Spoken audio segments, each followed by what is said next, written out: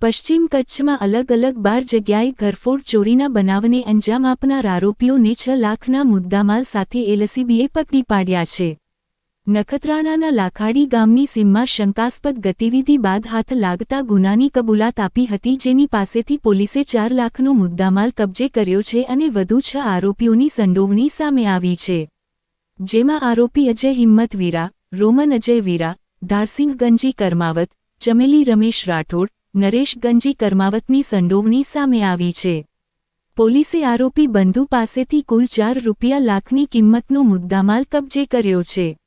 જોકે બંને આરોપી હળવદ, ભુજ શહેર બી ડિવિઝન, હિંમતનગર અને પદ્ધર પોલીસના ચોપડે ચડેલા છે.